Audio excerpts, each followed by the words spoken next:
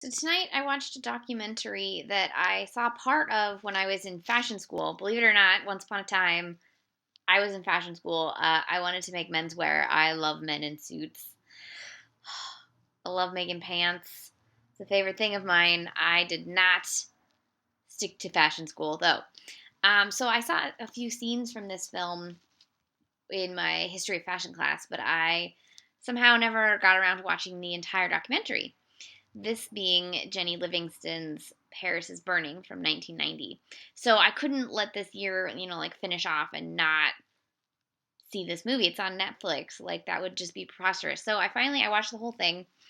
Um I enjoyed it. I know that there are some criticisms of it that I'm not going to get into, mostly because that's a whole lot to cover, and um I haven't thought enough about it to weigh in on the criticisms. Um, Obviously, because I just watched it and I want to like read some more. But uh, in reading about a lot of the people who are featured in the film, I got very sad because a lot of them have passed on, and at least the versions of them that are portrayed in this film are they're just such bright, amazing, wonderful people that were just you know living and doing their art and their life. And I think the film, if anything, is important in that it captured the spirit of the people featured in it, and they get to live forever, which some of them, that was kind of their goal. So they kind of achieved it by being in this film. It's about the ball culture in New York City, drag balls and fashion balls, and um, but that's like the main setting or the milieu, but it's really about survival and what it's like to be an outsider and looking in, and sort of how the media, especially 25, 30 years ago, was super white and super straight, and having a place to not have to be super white and super straight, or conversely to practice being super white and super straight so that you could go out into this super white super straight world and have armor.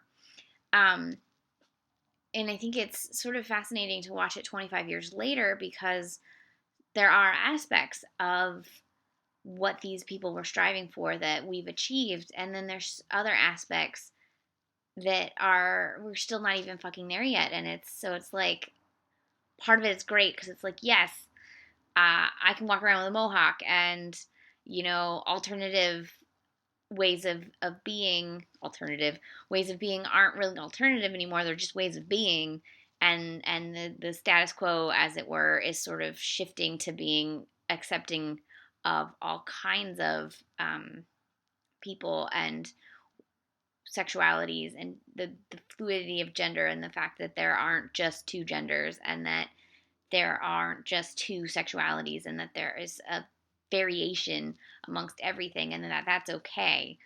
But we still have a society where, like, as accepting as it is, we still have a society where people are being kicked out of their homes, and where people are losing their jobs. And so the struggle that is sort of portrayed in this film is still portrayed today. Like, yes, we have RuPaul's Drag Race, and it's a hugely successful TV show, but we still have trans women of color being murdered at insane rates. So it's like interesting to watch this film in today's sort of atmosphere and see where we've come from, where we're at, and how much further we still have to go. But it's also just so wonderful to see um, this culture and these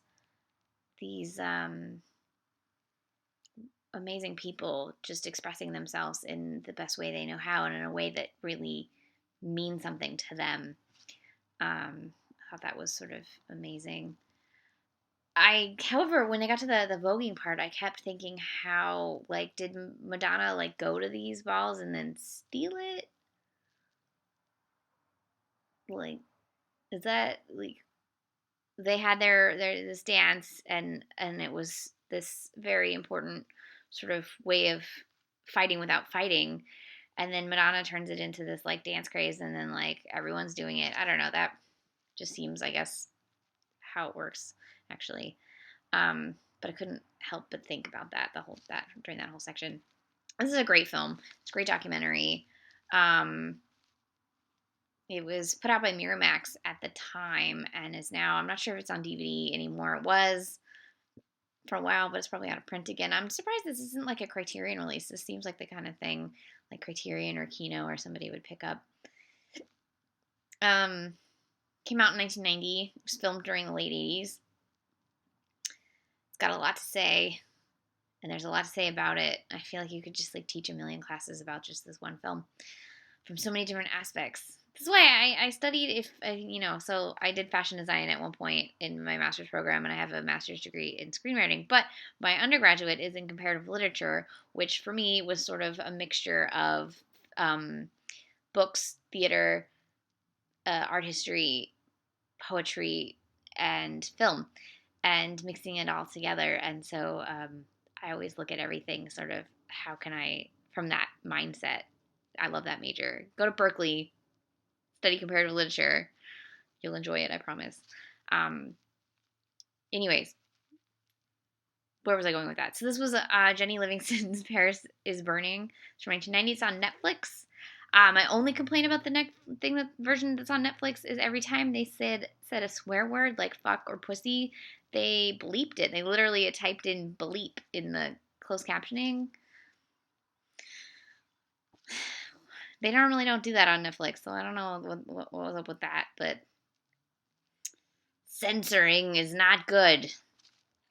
So, this was Jennie Livingston's Paris is Burning from 1990. It's a great documentary, and you should definitely check it out if you have Netflix. I think it's also on Amazon Prime, so you got one of those 2 streaming services, you should go watch it. It's very good. We are so close to the end of the year. I don't even know. I have so many movies left to watch, and I don't know if I'm going to get them all in. But tomorrow is my last working day, like full working day, or it's like a half day. So like I'm just going to try to do like more than one movie a day, maybe. I don't know. We'll see.